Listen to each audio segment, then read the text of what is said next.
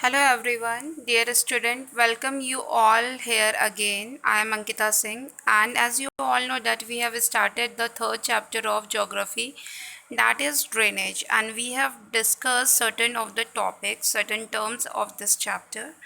Like we have discussed the drainage, what is drainage basin, what is water divide, Himalayan river, peninsular river. We have discussed about the Himalayan river. What is Himalayan river? Just this one, and we will discuss about the Himalayan and peninsular river more, but after this topic. And perennial river, I said to you that perennial reverse वो होती हैं जो कि सालों साल जिनमें पानी भरा रहता है, जैसे कि Ganga river. Non perennial river वो होती है जिसमें पूरे साल पानी नहीं रहता, मतलब कि सूख जाती है वो साल भर में, तो वो पेरेनियल रिवर नहीं होती हैं. तो ये इससे इस टर्म से हमें समझ में आ गया, ये एक तरह से प्रॉपर्टी है रिवर की जो हम आगे समझेंगे. Then we will going to discuss about the different patterns of the river. What are the different patterns? जहाँ पे मैं पैटर्न की बात कर रही हूँ, पैटर्न का मतलब होता है कि एक स्ट्रीम के द्वारा, ठीक है, एक स्ट्रीम के द्वारा उसकी ड्रेनेज बेसिन में कुछ सर्टेन पैटर्न्स वो बनाती है, फॉर्म करती है.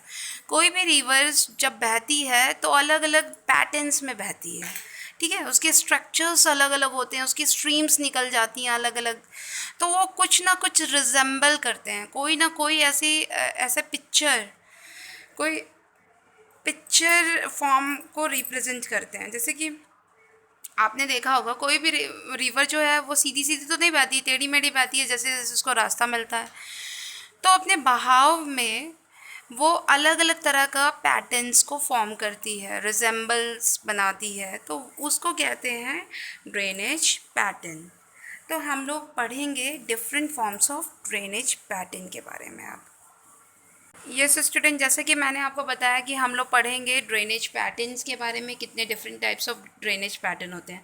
उससे पहले आप इसकी डेफिनेशन नोट कर लीजिए. The streams with in a drainage basin forms certain patterns known as drainage patterns. कोई भी स्ट्रीम, कोई भी धारा मतलब एक रिवर की धारा जो अपने ड्रेनेज बेसिन में अलग अलग पैटर्न्स को रिजेंबल करती है, उसको ड्रेनेज पैटर्न कहते हैं. जो अलग अलग फॉर्म्स बनाती है, मतलब चित्रकारी जो करती है, मतलब कि पिक्चर बनाती है, मतलब उसके बहाव से बहुत सारा ऐसा कुछ एक व्यू नज़र आता है, एक पैटर्न फॉर्म होता है, ठीक है, तो उसको हम कहते हैं ड्रेनेज पैटर्न. जैसे आड़े तिरछे चलती है रिवर, कैसे बहती है, टेढ़ी मेढ़ी, ठीक है, तो वो अलग अलग फॉर्म्स करती है पैटर्न्स को, उसी को कहते हैं ड्रेनेज पैटर्न.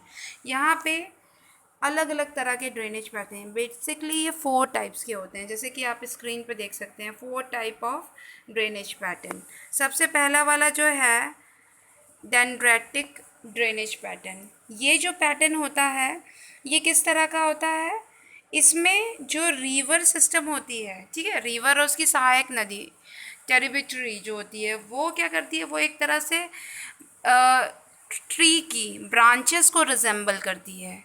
उसके जो पैटर्न्स होते हैं वो कैसा रिजेंबल करते हैं, जैसे कि पेड़ की जो शाखाएं होती हैं उस तरह का पैटर्न फॉर्म करती है, ठीक है. पेड़ की शाखाएं कैसी होती हैं, लाइंस लाइंस निकली हुई होती है ना, एक तना होता है उससे बहुत सारी धाराएं निकली होती है, लाइंस निकली, ब्रांचेस निकली होती है, वैसे ही पैटर्न्स को फॉर्म करती है, ठीक है. इसको बोलते हैं डेंड्रेटिक पैटर्न.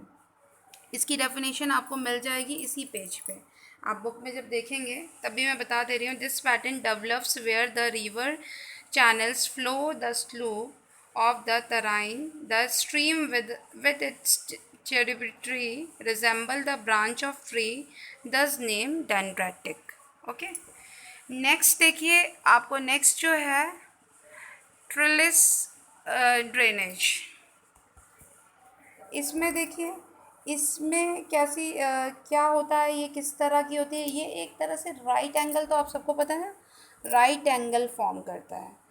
जो रिवर सिस्टम होता है, रिवर का जो बेसिन होता है, उसका जो ड्रेनेज होता है वो किस तरह से, वो अपनी सहायक नदी से इस तरह से एक रिवर जॉइंट होती है कि एक राइट एंगल की शेप में कन्वर्ट हो जाए। मतलब कि रिवर बह रही है, वो अपनी सहायक नदी मतलब कि ट्रिब्यूटरी से वो इस तरह से जॉइंट हो रही है कि एक राइट एंगल की तरह रिजेंबल एक आर्ट को फॉर्म करे वो। मतलब कि a river joined by its tributaries at approximately right angle develop a trellis pattern।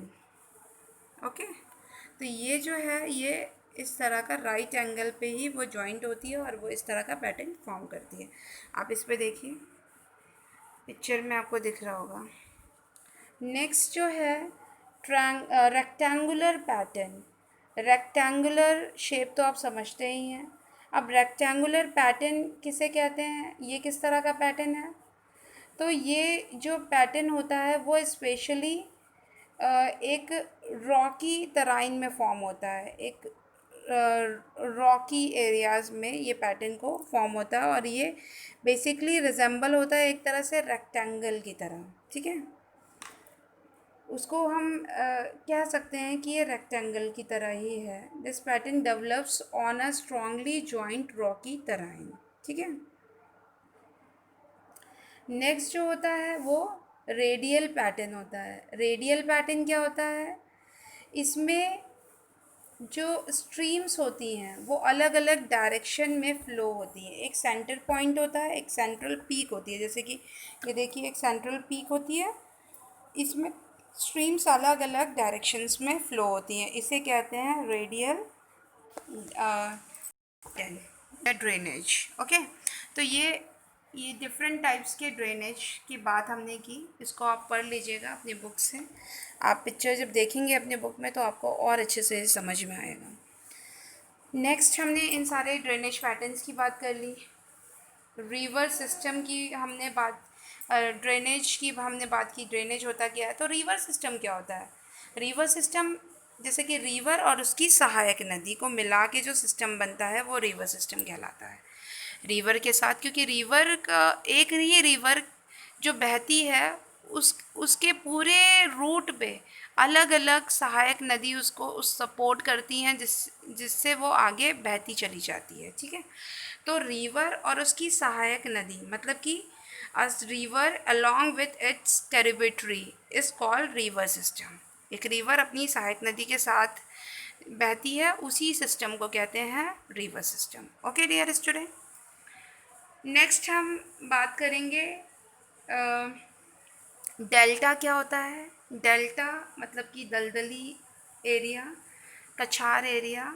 ठीक है, डेल्टा क्या होता है उसकी हम बात कर लेते हैं। An area of land shape like a triangle where a river has split into several smaller rivers before entering the sea. एक ऐसा एरिया, ठीक है, एक लैंड का ऐसा एरिया जो ट्रायंगुलर शेप का हो, एक ट्रायंगल के शेप का हो, जहाँ पे रिवर जो है वो सेवरल स्मॉलर यूनिट्स में, स्ट्रीम्स में डिवाइड हो जाती है, धाराओं में परिवर्तित हो जाती है समुद्र से मिलने से पहले। जैसे कि कछार एरिया आपने देखा होगा, दलदली इलाका भी होता है और बहुत उपजाऊ होता है। वही एरिया, वही उसको डेल्टी के एरिया भी हम कह सकते हैं। जैसे कि आपने सुंदरवन का नाम सुना है। सुंदरवन में गंगा ब्रह्मपुत्र रिवर दोनों ही मिलके बहुत लार्जेस्ट डेल्टा फॉर्म करती हैं इंडिया में। ठीक है, तो ये जो डेल्टा, ये बे ऑफ बंगाल से मिलने से पहले वो एक फॉर्म करती हैं। ठीक है, समुद्र से मिलने से पहले रिवर जब सेवरल स्प्लिट्स में, क्योंकि वो एक सक्रिय पोर्शन में ही फ्लो करती हुई आती है। ठीक है, लेकिन जब समुद्र से मिलती है तो वो और ज़्यादा बढ़ जाता है, उसकी धाराएं कैसी हो जाती हैं, फैल जाती है, और क्योंकि ओपन एरियाज़ हो जाते हैं वो। अभी तक तो वो जगह जगह पे जहाँ जहाँ बही है वहाँ छोटी छोटी एरियाज़ में छोटी छोटी धाराओं में बही है। आपने ये देखा होगा, छोटी छोटी धारा में बहती हुई आ रही है रिवर इस तरह से टेढ़ी मेढ़ी। लेकिन जब वो एक ओपन एरिया उसको मिलता है, जैसे समुद्र से मीट करने वाली होती है, तो वो उसकी धारा और चौड़ी हो जाती है, तो वहाँ पे वो डेल्टा फॉर्म करती है। क्योंकि रिवर अपने साथ बहुत सारे इम्पॉर्टेंट मिट्टियाँ, कंकड़ पार्टिकल और बहुत सारे ऐसे मॉलिक्यूल्स लेके ट्रैवल करती है, और जो वहाँ आके उस एरिया को की मिट्टी को और ज़्यादा चिकनी बना देते हैं और ज़्यादा उपजाऊ बना देते हैं। तो डेल्टा उस एरिया को कहते हैं। ठीक है, ये आप देख सकते हैं कि डेल्टा फॉर्म हो रहा है यहाँ पे जब रिवर सी से मिलने वाली है। ऑक्सबो लेक क्या होती है? ऑक्सबो क्या होता है कि एक जो सींग नहीं होती है, सींग के शेप में, ऑक्स की जैसे सींग हो, बैल की सींग हो, उस तरह से शेप में ये पाई जाती है। रिवर्स अलग अलग पिक्चर्स फॉर्म करती है, जैसे कि यू शेप का फॉर्म बनाती है, उसी को ऑक्सबो लेक कहते हैं।